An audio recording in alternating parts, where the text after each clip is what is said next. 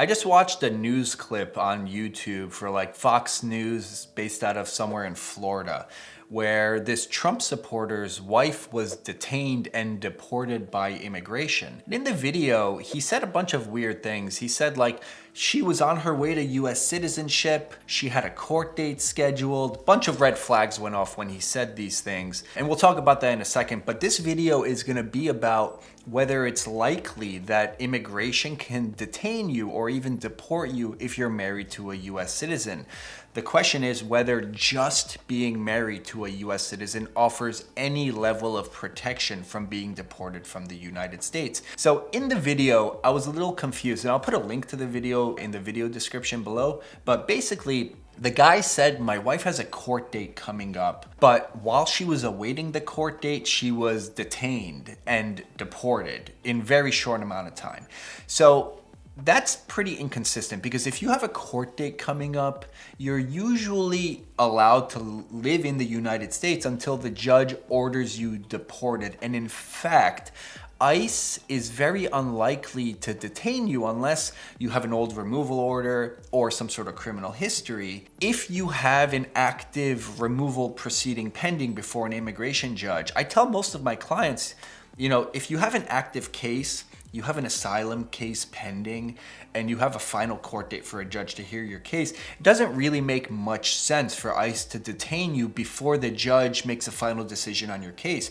If the judge decides your case and rules unfavorably, then the judge will order you deported. And at that point, once that deportation order becomes final, that's when ICE will swoop in and take enforcement action to detain or deport you. Or an alternative to detention could be an ankle monitor, a GPS ankle monitor to track your movements until it's time for you to physically leave the United States.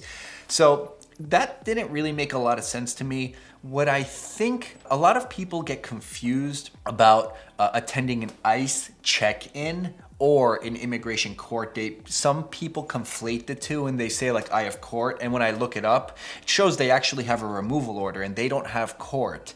They have an ICE check-in coming up in the future.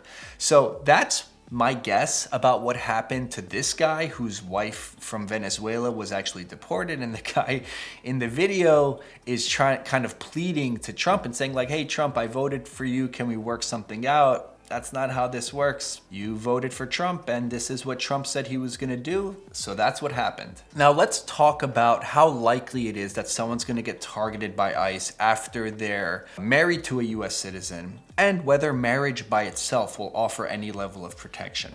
So a lot of people ask me and they say like, hey, I have an old deportation order, but my girlfriend's a US citizen. What happens if we get married? Or we even have US citizen children together. What happens if we get married? Once you have a removal order, all bets are off. That's literally a judge signing a piece of paper saying you are to be deported from the United States. And then at any point thereafter, if ICE wants to enforce that removal order, you are fair game for removal from the United States. Now, there are some instances where even with a removal order, we can get temporary reprieve where you won't be deported. One example of this is when we can apply for a stay of removal with ICE. You basically pay a fee, you fill out a form, and you tell ICE like, look, I have a US citizen child, I have all of these obligations coming up. It would be bad if you deported me right now. Please give me another year in the United States. And then they can agree or they can deny your application. And interestingly, you can reapply for this on a yearly basis. I've seen people who for 10 years have had a stay of removal renewed and renewed and renewed. And then eventually they are likely to get denied at some point. Another scenario I see quite frequently is someone's married to a US citizen. They might even have filed an I-130 family petition, which got approved, but the person is not eligible for adjustment of status. And there could be a variety of reasons why. They might be subject to a permanent bar. That usually happens when someone's entered the US without authorization multiple times and they triggered a permanent bar at some point. Once you have the permanent bar, adjustment of status in the US through a family petition is impossible. You would need to at least leave the United States, for 10 years, apply to re-enter. It's like a whole thing. You might be eligible for adjustment of status through another way. For example, there's something called cancellation of removal, but it's risky and it's a defense from deportation. So you shouldn't actively seek to put yourself in that situation, because if you lose, you'll get a deportation order. More commonly is someone has an approved I-130, but they're not eligible for adjustment of status in the US because they entered the US without authorization, or they were never subsequently paroled. So we will eventually need an unlawful presence waiver, and they need to leave the US to re-enter legally at some point. And that's how we will fix their status. So what happens to these people? And what happens to people who are subject to a permanent bar? The short answer right now is if they don't have a removal order and they don't have a criminal history, I don't really know how much of a priority they are. I haven't seen people in these two buckets getting picked up by ICE. I haven't seen them telling me, or their family members telling me, that they've been detained or arrested. These people tend to be in a lower priority right now, and this is entirely anecdotal based on my experiences. But if you don't have a removal order and you don't have a criminal history, and you're married to a US citizen, you tend to be left alone right now. But I would not be surprised if someone posts in the comments that they know of a situation where someone had no criminal history and no removal order and they still got picked up by ICE. I would not be shocked to hear that, but it doesn't seem to be a predominant narrative that's going on right now. Most of the people I've seen targeted by ICE have removal orders or have some sort of criminal history that makes them an enforcement priority. Now, ICE hasn't really been that clear about what their priorities are. In fact, officially, anyone they encounter who's out of status is fair game and can be removed. So ICE officers have even said on TV and different news shows that they're doing targeted enforcement operations, which means they go to someone's house at 5 a.m. and wait for them to leave to go to work before they detain them. And that sometimes during these targeted enforcement operations, they encounter individuals who are out of status, and that it's up to them whether they want to exercise discretion and not target that person or give that person a notice to appear in immigration court. ICE has also said that it's quite common for them to encounter other individuals and to not detain those individuals, to basically put them on an ankle monitor or just give them a notice to appear in immigration court.